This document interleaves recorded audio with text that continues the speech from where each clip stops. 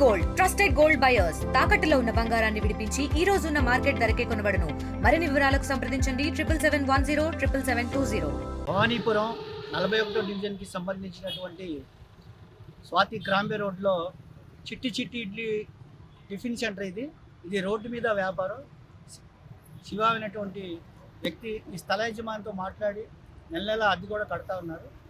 సరే, ఈ మధ్యకాలంలో కూటమి ప్రభుత్వం ఏర్పడిన తర్వాత 40 డివిజన్లో ఉన్నటువంటి కూటమి తెలుగుదేశం పార్టీ చిన్న సుబ్బయ్య అలాగే పత్తి నాగేశ్వరరావు టీడీపీ నాయకులు వచ్చి ఇతనికి డిమాండ్ చేసి, మీరు రోడ్డు మీద వ్యాపారం చాలా బాగా జరుగుతుంది, నువ్వు ఎక్కువగా సంపాదించుకుంటున్నావు కాబట్టి మాకు 60,000 రూపాయలు ఇవ్వాలని చెప్పి లంచం అడగడం జరిగింది.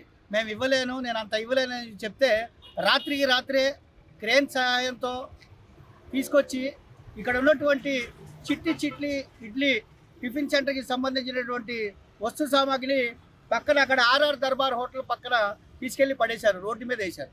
అసలు మీకు ఏం అధికారం ఉంది ఇక్కడ తీసుకెళ్ళి ఇక్కడ ఈయన చేసినటువంటి నడి రోడ్డుపై పెట్టినటువంటి వ్యాపారాన్ని తీసుకెళ్ళి అక్కడ పెట్టడానికి?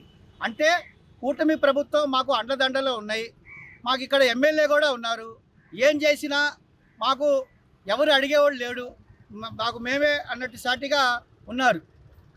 సుజనా చౌదరి గారు, ఇక్కడ స్థానిక శాసనసభ్యులు సుజనా చౌదరి గారు ఒకటే చెప్పారు, వ్యాపారస్తుల దగ్గర ఎవడన్నా వచ్చి డబ్బులు అడిగితే మా కార్యాలయంలో అడగండి, డబ్బులు ఎవ్వరికి ఇవ్వద్దు, మాకు చెప్పండి చెప్తున్నారు.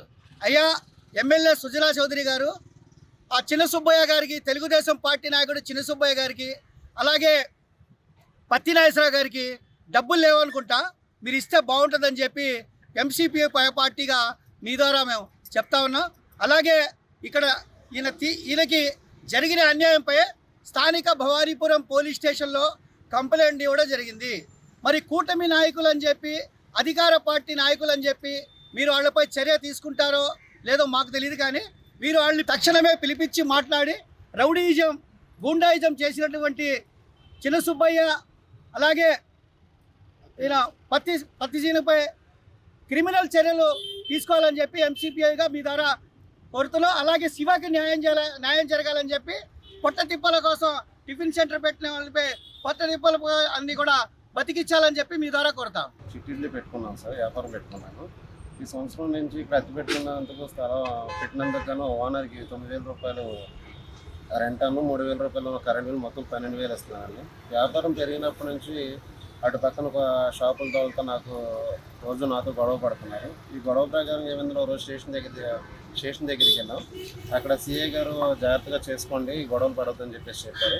తీరా ఇక్కడికి వచ్చిన తర్వాత సుబ్బయ్య గారు నన్ను లోపలికి పిలిచి, ఏంటో బాబు నువ్వు ఇక్కడికి వచ్చి ఎక్కడి నుంచి వచ్చి ఇక్కడ వ్యాపారం చేసుకుని నా మీద నీ దౌర్జన్యం ఏంటి, షాప్ తీసేయాలి అంటే, లేదు బాబాయ్ నేను బతిలాడుకుంటుంటే అప్పుడు 60,000 రూపాయలు నాకు ఇవ్వు అని చెప్పి పెద్ద నాగేశ్వరరావు, సుబ్బయ్య చిన్న సుబ్బయ్య ఇద్దరు కలిపి నన్ను దొడ్లోకి వెనక షాప్లో పిలిచి అడిగారు, బాబాయ్ నేను 6 జీతాలు ఇవ్వాలి, నేను ఇంత ఇవ్వలేను, 20,000 అయితే నేను ఇచ్చుకుంటాను బాబాయ్, అది కూడా 2 ఇటుకలకు ఇచ్చుకుంటానని చెప్పేసి చెప్పాను.